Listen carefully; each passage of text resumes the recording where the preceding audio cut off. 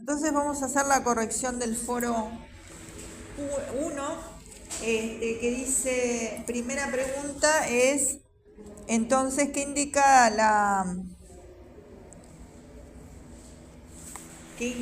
historia de la batalla de Roncesvalles histórica diferente a la versión ficticia de la chanson?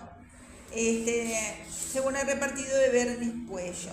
Bueno, algunos aspectos diferentes está que en las Roncesvalles históricas es del año 778 y según la página número 3 que dice, la chanson de Roland se encuentra alejada 3 siglos de los hechos históricos, cosa que ya habíamos dado, ¿no?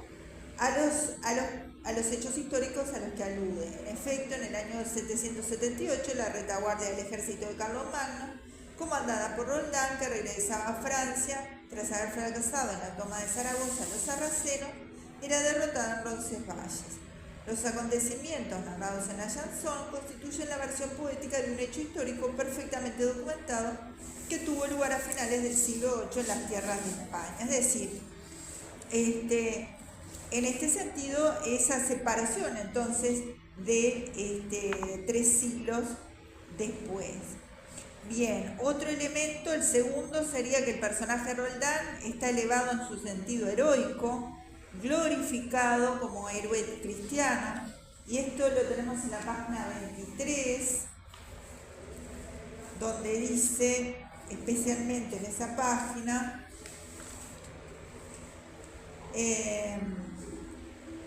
la mayoría de los estudiosos concuerdan en que la campaña de Carlomagno en el 778 se transforma en una guerra santa.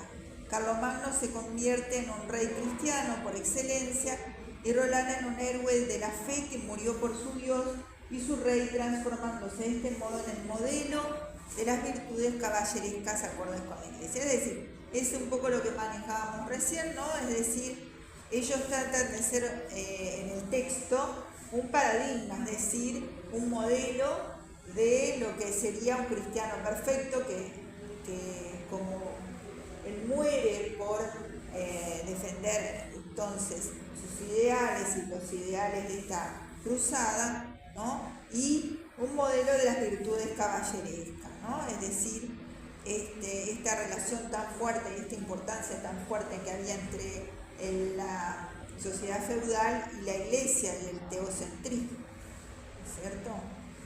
Bien. Después el tercer elemento es, la historia indica que la batalla de Roncesvalles habría sido en realidad un combate entre un grupo formado por una alianza de cristianos y musulmanes contra otro grupo de cristianos que son los vascones. Eso está en la página 26. ¿Ya?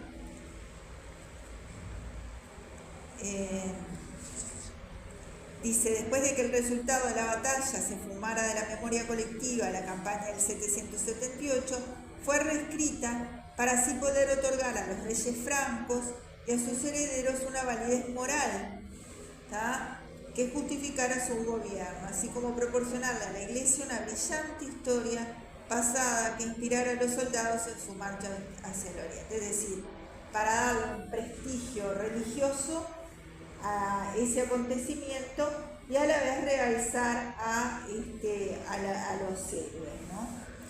La desgraciada expedición de Carlos a Zaragoza, donde el rey franco se aventuró en calidad de aliados ciertos príncipes sarracenos del norte de España, se adornó rápidamente con la idea que se trataba de una expedición cristiana contra los musulmanes, es decir, una especie de precruzada. Por otra parte, Roldán es un personaje, dice en la página 27, cuya existencia es incierta y cuyas acciones se nos antojan inverosímiles. En el proceso de conformación de la canción de gesta, la batalla de Roncesvalles y sus personajes han sido completamente transformados, ¿no? Roland, quien aparece mencionado escuetamente como prefecto de la Marca de Bretaña, se convierte en el sobrino de Carlomagno e hijastro del traidor Ganelón, un personaje completamente ficticio, Ganelón.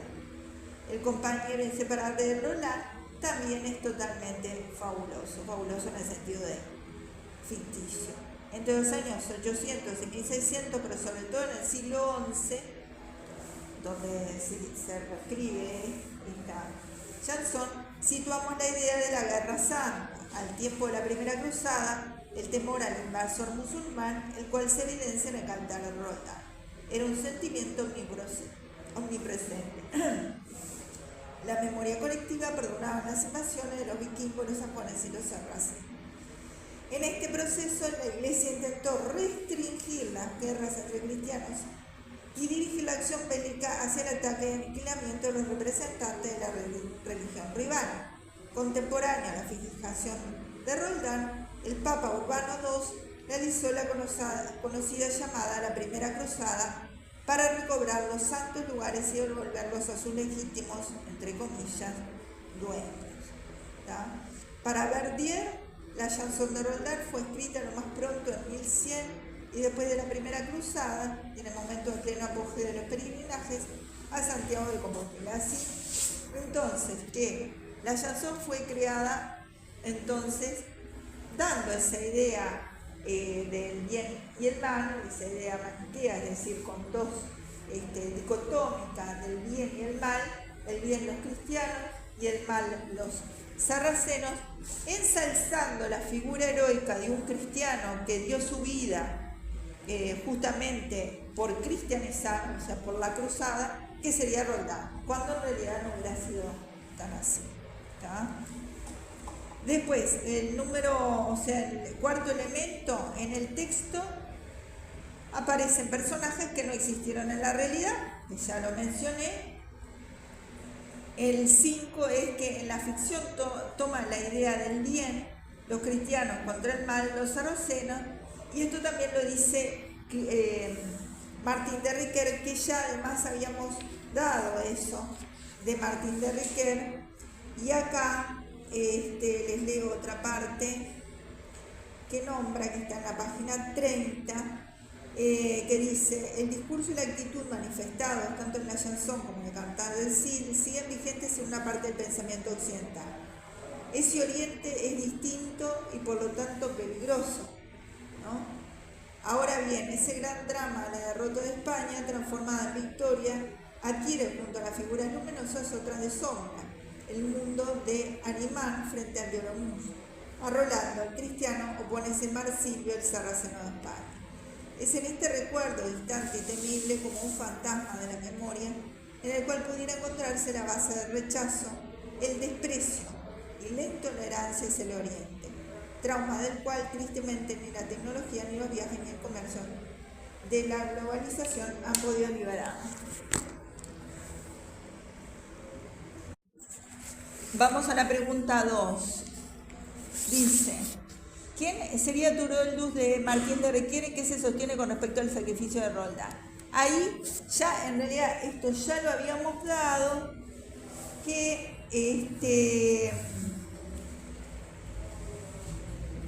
Turoldus fue un hombre muy culto que redactó la versión de la chanson entre 1087 y 1095 y que justamente corresponde al Mester de Clerecía, que quiere decir el oficio de clérigos, que hubiera entonces redondeado un poco lo que a él le llegó, y es decir, lo transformó y le dio más carácter cristiano, le perfeccionó los ritmos, la versificación, ¿tá? Y en la página dice, le voy a leer algo, resaltar lo que dice la página 7, que dice: Martín de Riquer hace referencia al prólogo del libro de Valcorba, que vieron que nosotros dimos varias ideas de Valcorba al principio, al medievalista francés Faral, en el que afirma que Turoldus fue un hombre de sólida formación monástica, que conocía la Farsalia de Lucano. La Farsalia es un poema épico e inacabado, en 10 cantos, sobre la guerra civil entre Julio César y Pompeyo. Entonces, al conocerla, también volcó lo que él sabía en este cantar. Descubrimos que lo que se narra en el libro, con una duración de 7 años, son realmente 7 días, el 7 como número que se repite en el Apocalipsis de San Juan, y estructurado simétricamente respecto a su eje central, el día 4, delimitados por los 2 sueños de Carlomagno. Que esto también lo habíamos dado, yo se los había dictado, recuerdan, al principio. Bien, y lo de Roldán, que está en la página 9, que es respecto al sacrificio de Roldán, sostiene que la identidad poética de Roldán como Cristo Redentor y Ganelón como Judas, donde Turoldos dota el manuscrito de Oxford del nuevo discurso teológico de la Iglesia que se expande por todos los caminos de peregrinación, como se hace patente de las abadías de Otum y Baslay hasta Santiago de Compostela. Es decir, el hecho de la elevación de este personaje hasta asociarla a un Cristo Redentor, ¿no? El sacrificio de Roldán supone una victoria, es la redención a la que alude el Evangelio. Roldán se convierte en un soldado de Cristo, ¿tá? Como militar de Cristo, militante de Cristo. El Papa Urbano II pide a los soldados que se conviertan en militares de Cristo el 27 de noviembre de 1095 en su alocución instigando a la cruzada. Es decir, que todo esto servía para que en la época de las cruzadas justamente fuera como un modelo, ¿tá? Como un modelo a seguir, ¿tá? Bien, eso sintéticamente entonces. Y el número 3, que dice, según el repartido de nada más, cuáles serían los motivos cómicos de la chanson. Justamente entonces, algunos de los motivos es, vamos a leer primero esa, si ya nos queda analizada, no sé si alguien la quiere leer, la 187.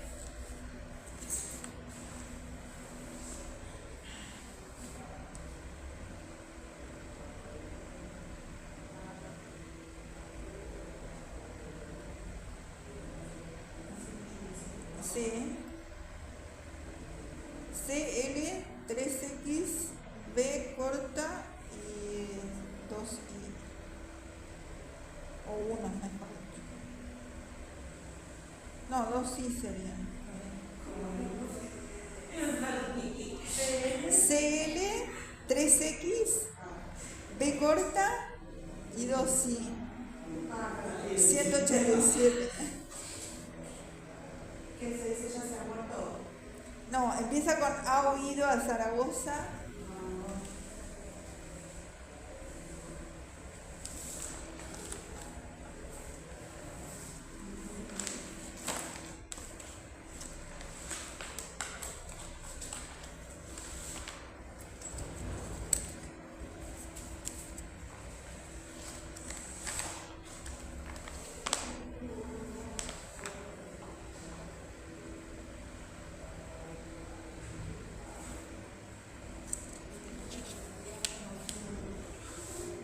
Lo leo yo. Ha oído a Zaragoza, igual les conviene tenerlo para leerlo e irlo siguiendo, ¿no? Ha oído a Zaragoza Marsil, el rey pagano. Debajo de un olivo se ha acostado, a la sombra. Se ha quitado la espada y la cota y el yelmo. Sobre la verde hierba se acuesta con esfuerzo. Perdió la mano diestra limpiamente cortada. De la sangre que sale se angustia y se desmaya. Está delante de él su mujer Bramimonda, que grita entre lamentos y siente gran dolor. Y se encuentran allí más de 20.000 hombres que maldicen a Carlos como a la dulce Francia.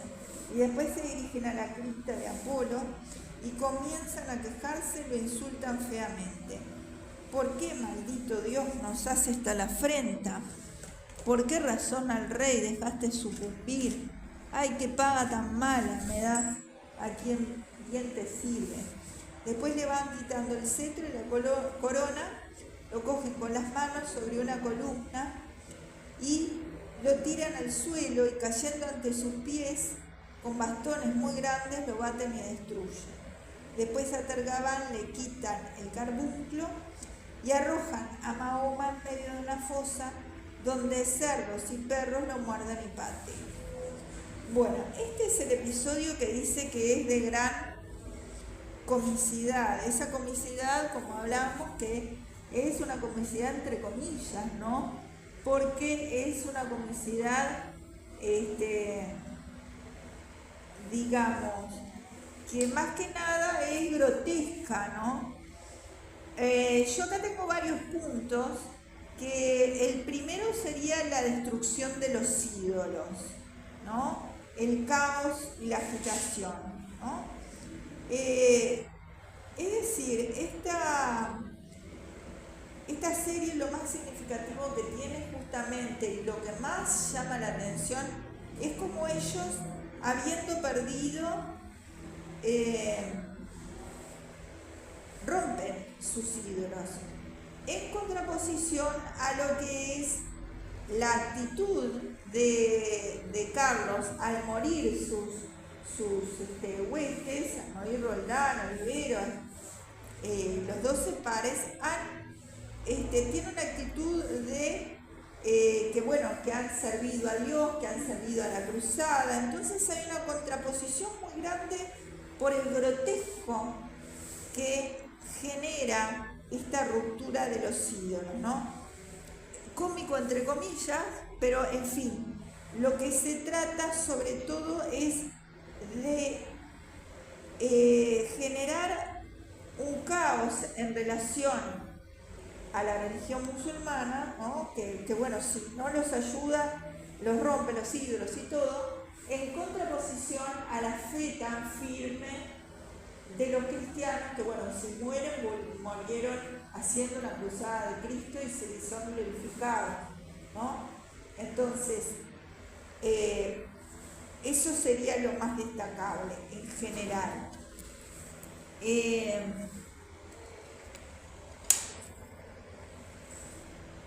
Hay un hiperbatón al principio, dice, ha huido a Zaragoza Marsil, el rey pagano, y ahí él dice que ese hiperbatón generaría cierto desprestigio que causaría como comicidad de ese pagano, porque en vez de lo muestra, en vez de valiente, lo muestra huyendo, ¿no? Es un hiperbatón porque hay una inversión del orden sujeto, verbo y complemento. No dice Marsil ha huido, sino ha huido Marsil. El hiperbatón justamente entonces es la alteración del orden lógico. ¿Estoy yendo muy rápido? ¿No? Sujeto, verbo y complementos, y allí al poner primero el verbo ha huido quedaría enfatizando la idea de que él huyó, ¿no? Del combate, ¿no? Bueno, después dice, debajo de un olivo se ha acostado a la sombra. ¿Tá? Ahí hay una elipsis de Marsil, es decir, no dice, y remite el sujeto al verso anterior. Y lo mismo siguen los versos siguientes, es decir, hay una elipsis del sujeto. ¿Tá? Se ha quitado la espada, sigue hablando de Marsil, pero no lo nombra, la cota y el yermo. Ahí, bueno, la espada, ya habíamos visto el simbolismo de la espada, ¿no? ¿Tá?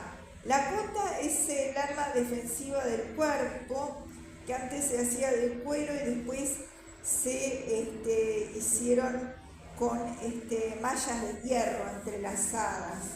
¿Tá? Es una... ¿Cómo?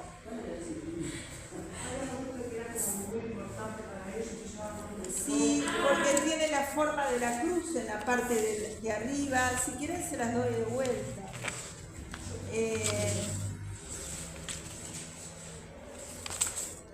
habíamos visto del lado de los cristianos, ¿no?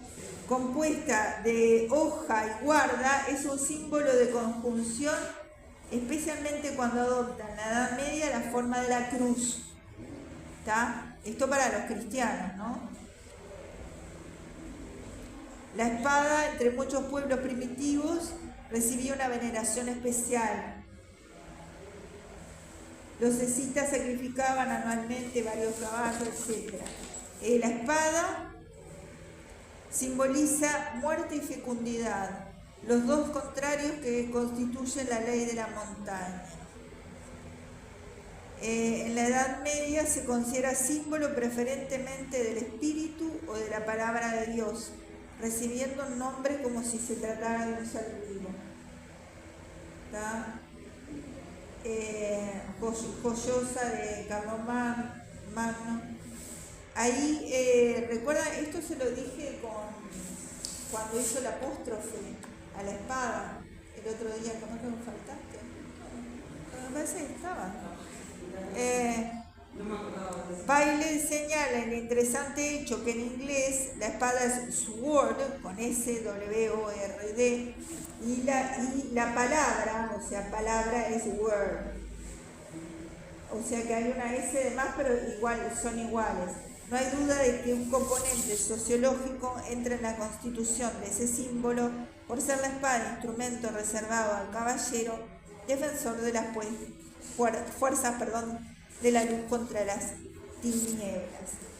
¿Tá? Así que la espada tiene un simbolismo. Se ha quitado la espada, dice, o sea que se quita, entonces todo ese símbolo es como si dejara la parte de la guerra, el combate, la cota, que era el arma defensiva del cuerpo, y el yelmo, que es el arma defensiva de la cabeza, es decir, lo que cubre la cabeza. Es decir, que queda indefenso, ¿no? Acostado y a la sombra. Sobre la verde hierba se acuesta, ve ahí de vuelta la elipsis del sujeto, que está omitido, se acuesta con esfuerzo, perdió la mano diestra, limpiamente cortada. De la sangre que sale, se angustia y se desmaya. Ahí el hecho de que le cortaron la mano también tiene todo un simbolismo, porque la mano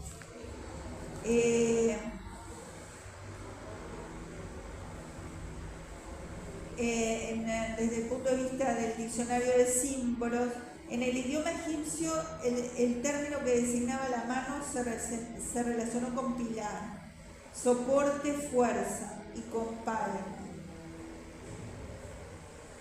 Las posiciones de la mano sobre el cuerpo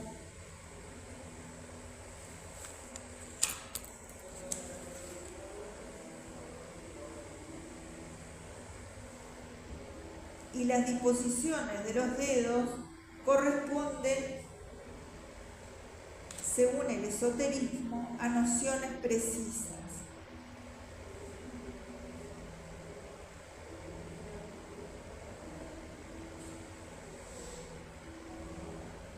En el sistema jeroglífico egipcio, la mano significa el principio manifestado, la acción. El principio manifestado, la acción,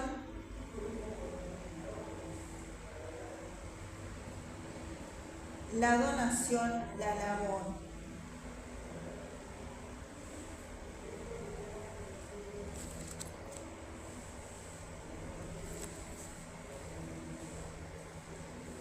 Schneider, S-C-H-N-I-D-E-R,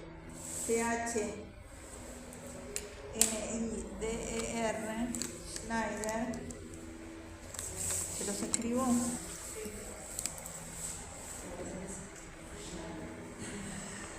Ah, sí, tenés razón, creo.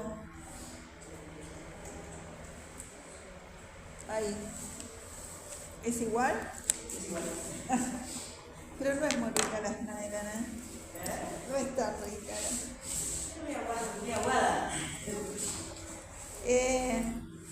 Concede a la mano Schneider entonces concede a la mano un papel extraordinario por ser la manifestación corporal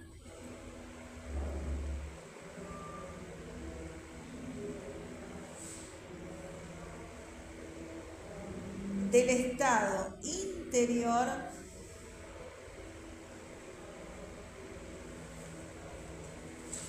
del ser humano.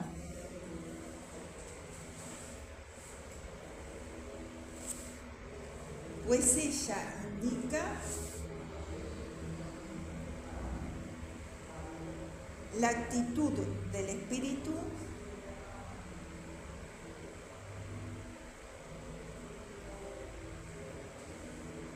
cuando éste no se manifiesta por la vía acústica.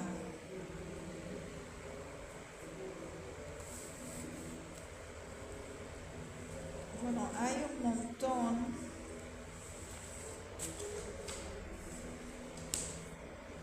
de la mano.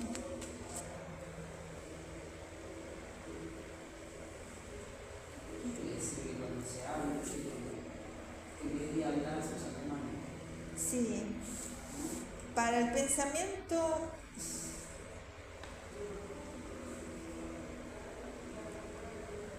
porque hay cosas que no corresponden. La mano significa protección, autoridad, poder y fuerza para los romanos.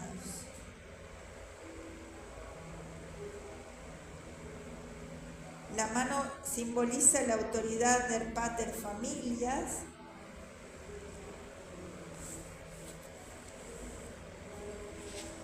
y la de emperador.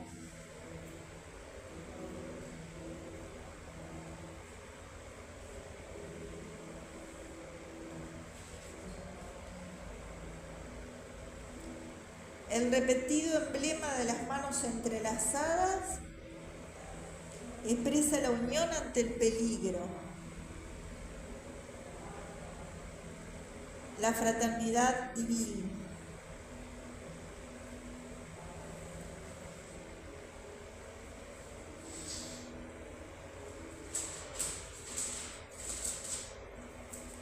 En la opinión de Young, que se escribe J-U-N-G, así,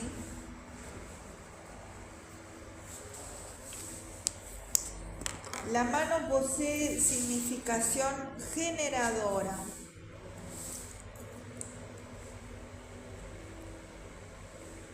La distinción entre la mano derecha y la izquierda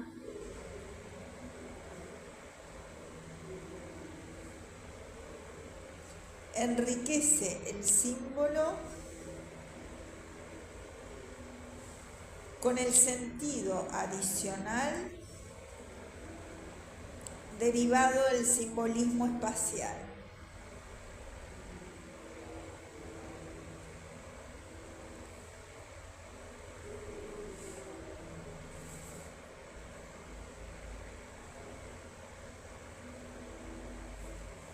El lado derecho corresponde a lo racional, lo consciente, lógico y viril. Lógico y viril.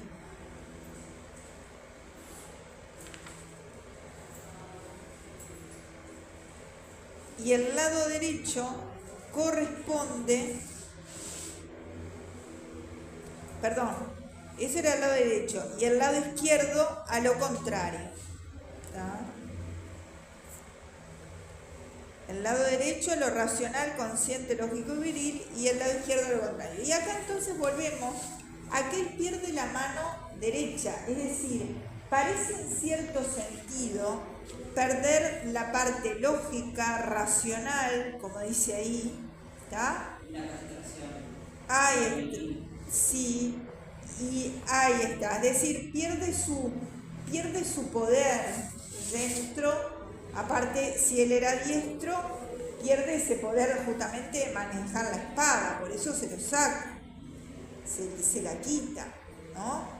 Es decir, de lo que dimos asociado a la mano, creo que lo más importante está en ese simbolismo espacial del lado derecho, ¿no? De lo racional, consciente, lógico y viril que él pierde al ser portado. Y lo cristiano, ¿no? Está hecho de estar sentado a la diestra del Señor. Sí, también. No sé, los católicos, por el credo católico dice estar sentado a la diestra. Sí, aunque la mano, acá el que pierde es él en la mano diestra, ¿no? Marsil. De la sangre que le sale se angustia y se desmaya, es decir, le sale tanta sangre. Acá entonces Marsil, que es el principal, acá supuestamente como algo cómico o irónico, sería el hecho que aparece el personaje totalmente débil, que hasta se desmaya de ver su propia sangre, es decir, eso sería la parte que le puede encontrar, bueno, yo diría, digamos, más que nada de contraposición a lo que sería la valentía cristiana, ¿no? En relación a cómo murió Roldán. ¿Tá? La muerte de Roldán sucedió antes, que no la dimos todavía, la vamos a dar, en el 168, y vamos a ver qué valiente es él. Es decir, así también Turpin, que murió en el 165, en la serie 165, y en la Oliveros en la 150. Y acá, él solo por haber cortado la mano, parece como muy débil, muy cobarde, ¿no? Se asusta, se angustia, se desmaya, ¿no? Bueno, entonces ese sería otro motivo que él encuentra. También dice el repartido de Navas que hay dos sucesos narrativos. Uno es que Marsil se desmaya al llegar a Zaragoza, que es justamente esto que estuvimos leyendo. El otro suceso narrativo es de su mujer, que lidera una revuelta para destrozar a los ídolos. ¿Tá? Fíjense, empieza acá este segundo motivo narrativo. Está delante de su mujer, Bramimonda, que grita entre lamentos. Ahí vemos la falta de contención de ella. Un personaje entonces también desbordado, ¿no? No es una cristiana que está, sino todo está acentuado como de lo grotesco, lo que no se puede contener, como los musulmanes, ¿no? Generando esa contraposición entre los cristianos, el comportamiento cristiano y el comportamiento musulmán, ¿no? Ahí estaría el motivo grotesco y bueno, que llama cómico. Grita y siente gran dolor, y se encuentra ahí un polisíndeton ahí, y se encuentran allí más de 20.000 hombres, también en la exageración una hipérbole del número, más de 20.000 hombres que maldicen a Carlos, ¿no? ¿Cómo están todos? Entonces, en una actitud de no decir, bueno, hay disculpas de la culpa nuestra, sino de maldecir al otro. Como en la Dulce Francia, es decir, maldicen a los dos. Y después, ahí de vuelta sigue el polisíndeton, se dirigen a la cripta Apolo. La cripta viene siendo un lugar subterráneo, en este caso donde se adoraba Apolo. Comienzan a quejarse, ¿no? Entonces lo grotesco del quejido, la falta de contención y el insulto, ¿no? Hay muy pocos textos, si no es el único, que se muestren destrozando a los ídolos, ¿no? O sea, eso es lo grotesco y lo tan singular que supuestamente sería cómico, ¿no? ¿Por qué? Y fíjense las palabras, ¿no? De los insultos. ¿Por qué maldito Dios nos hacen tan afrenta? Es decir, maldicen a su Dios porque no ganaron, ¿no? ¿Por qué razón al rey dejaste sucumbir? ¿Tá? Hay dos preguntas retóricas, entonces, que obviamente no tienen contestación. que remarcan lo grotesco. ¿Tá? Ay, qué paga tan mala das a quien bien te sirve, ¿no? Ahí hay como, en vez de un agradecimiento a los dioses, hay una queja que empieza con esa interjección, ay, ¿no? Como un lamento. Qué mala paga te das a quien bien te sirve, es decir, como que ellos daban todo por los dioses y los dioses no le respondían. ¿Tá? Ahí también habría un motivo, para mí es más grotesco que humorístico, pero en fin, según dice el repartido. ¿Tá? Después le van quitando el cetro, la corona, y lo cogen con las manos de sobre una columna. Ahí otra cosa que señala él es que por una parte Marsil le cortaron una mano y por otra parte esta gente está con sus manos destrozando los ídolos, ¿no? Que marca esa contraposición, ¿no? Es decir, a Marsil le cortaron una mano que era para defenderse, pero ellos lo que hacen, que tienen las manos, lo que hacen con esas manos es tiran al suelo los ídolos, le quitan. Fíjense el hecho de irle quitando, y todo en un número impar. Cetro, corona, y lo cogen con las manos y sobre una columna, y lo tiran al suelo, ¿tá? Cayendo ante sus pies, con bastones muy grandes, lo baten y lo destruyen, ¿no? Y acá tenemos tres símbolos, ¿no? Están el cetro es una vara que está generalmente adornada y está, desde el punto de vista simbólico, está emparentado con la vara mágica. La corona, lo que es el símbolo de la corona es la idea de superación, y después en la página acá 344, no, perdón, 344 es el diccionario de símbolos. Acá hablaba también de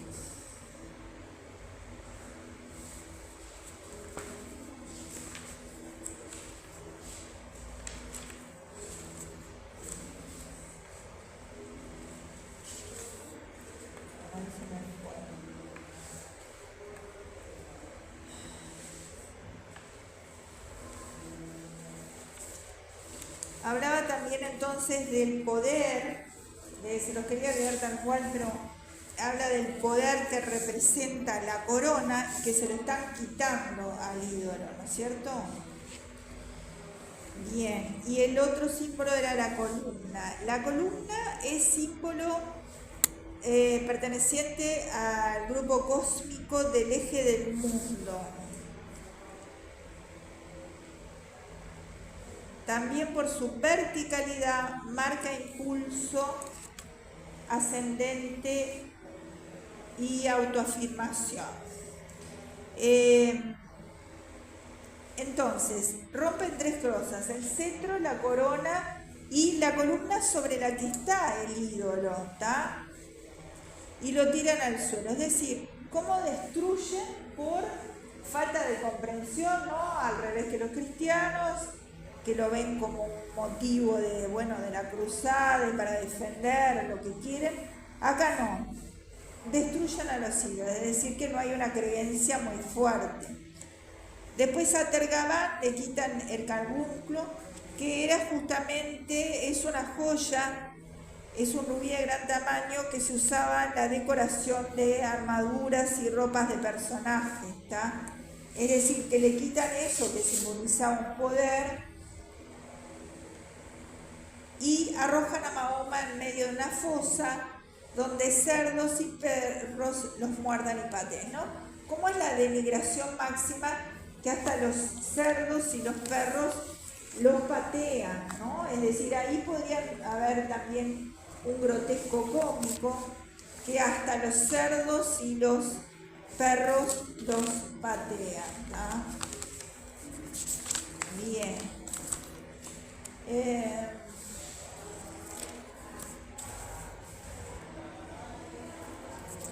También en lo que es la destrucción de esos ídolos hay un caos, una agitación, que él nombra entonces como algo cómico.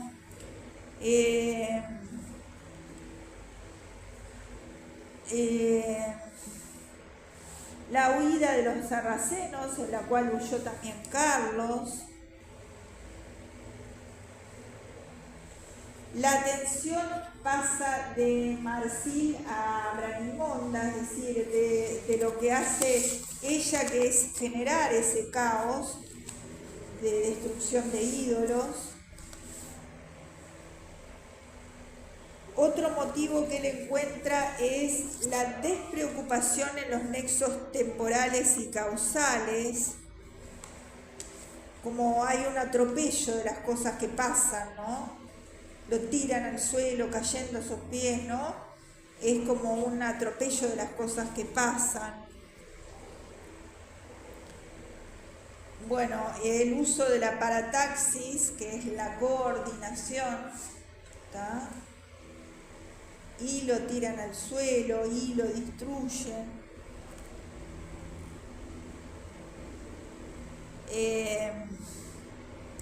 Dice que hay paralelismos en la serie, el paralelismo que se ve, por ejemplo, en Marsil se quita la espada, la cota y el yermo, son tres cosas.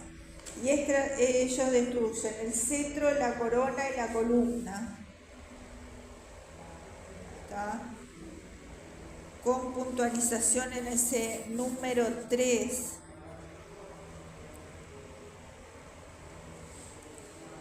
Después, otro elemento es la falta de relación entre la majestuosidad de la gesta con las acciones bajas de esta serie, ¿tá? Falta de relación entre la majestuosidad de la gesta con las acciones de esta serie.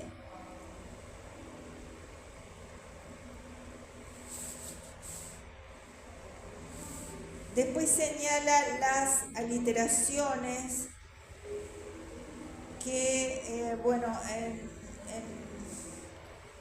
en español no se conserva tanto, pero entre cetro y corona y columna habría aliteraciones. Cetro, corona y columna, hay aliteraciones. Y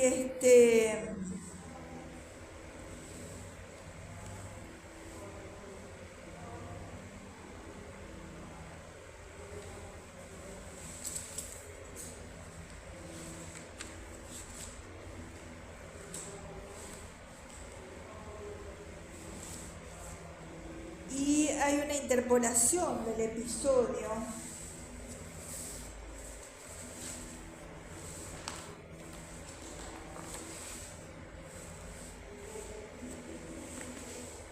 Hay una interpolación de un episodio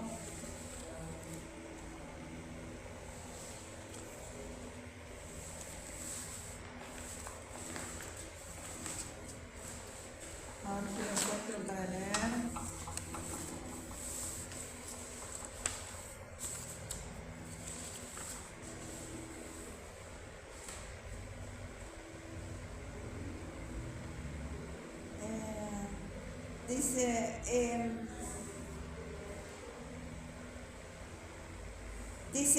Dice Dugan que hay una comicidad entre lo bueno del cristiano y lo malo del musulmán.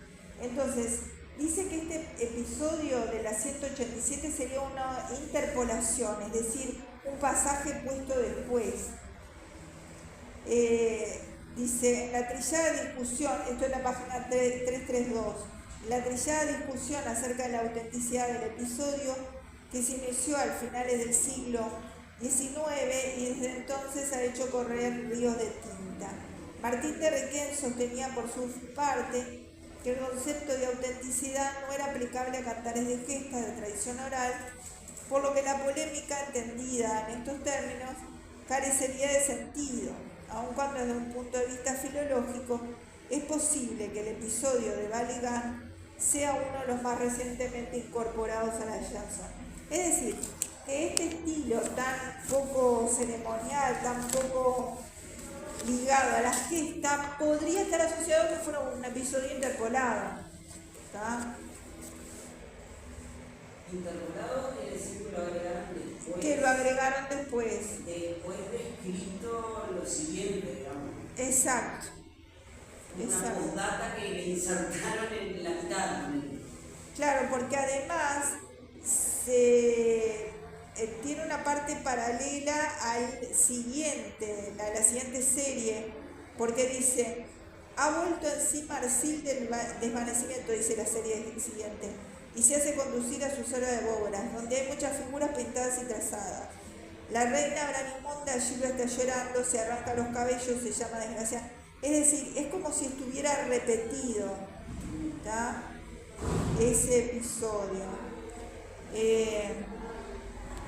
Es algo entonces más de lo que señala. Es decir, la falta de relación entre la majestuosidad de la gesta y las acciones de esta serie podía ser debido a una interpolación. Bien. Después, las estatuas son un desdoblamiento del rey sarraceno, es decir, que lo destruyeron a él y destruyen las estatuas. ¿Tá? Sería un desdoblamiento del rey sarraceno. Después, lo que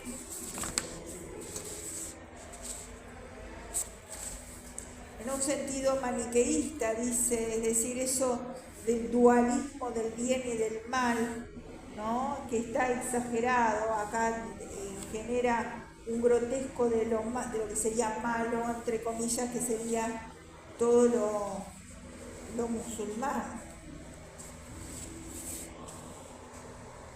Bien. Después hay aliteraciones, ya las dije.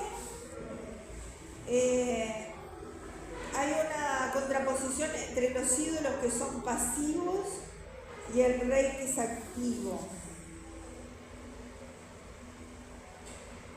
La importancia de los grupos de tres, como ya vimos, espada, cota, yelmo, cetro, corona y columna, y después Apolo, Tergamán y Mahoma, ¿no? La mención de tres, que ya habíamos visto que en realidad, que lo habíamos visto desde la serie primera, que Mahoma no es un dios sino un profeta, Apolo es una divinidad romana y Tergamán, que aparecerá más, es una ficción con objeto de formar una trinidad cuando el islamismo es monoteísta, es decir, que eso también está desdibujado y no está relacionado a la exactitud de lo que es la religión musulmana. ¿Tá? Otra cosa que llama comicidad es los movimientos rápidos, ¿tá? Cuando destruyen los ídolos, y de Branimonda.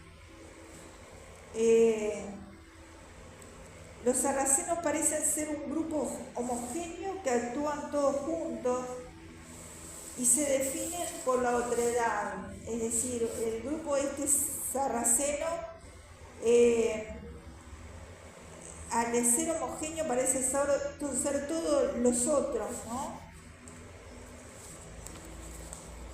Después, en la 338 dice: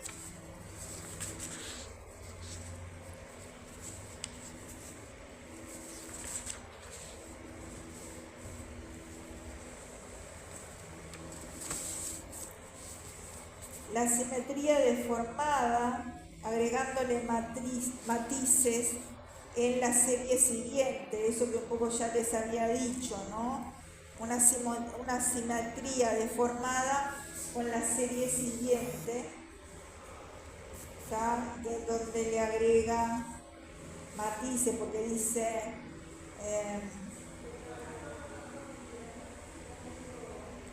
una gran cobardía comentará el emir, se rechaza la lucha, esa gente atrevida. Después habla también de por todos nuestros dioses le han hecho felonía, es decir, traición, la traición del creyente hacia el Dios. Bien, ¿porque qué? Está, chaucito. Después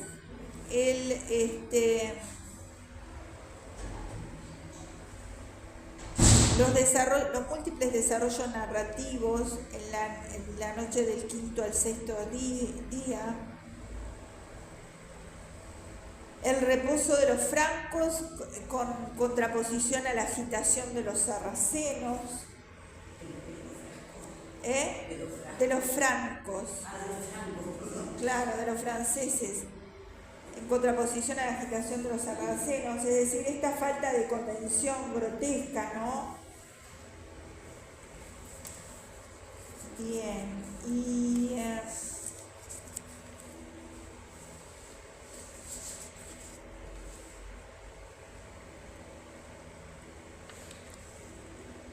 la sólida frontera entre la identidad y la alteridad, ¿no? Es decir, ellos son el otro y entonces el otro es rebajado a lo grotesco, a esa falta de racionalidad de destruir a los ídolos, ¿no es cierto? Bien. El efecto de repetición, que yo creo que ya lo vimos.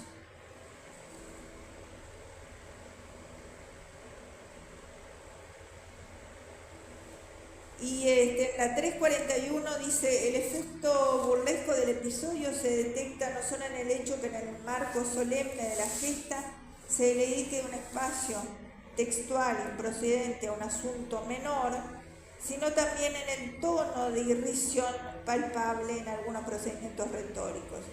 La anáfora de la de los 3 últimos versos, si bien es habitual en el cantar, contribuye al clima de desorden y crea cierto desenfreno, las aliteraciones,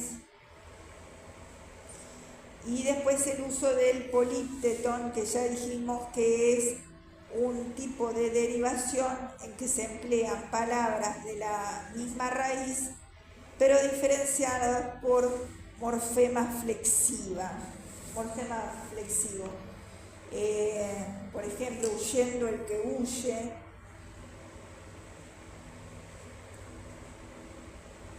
Bien.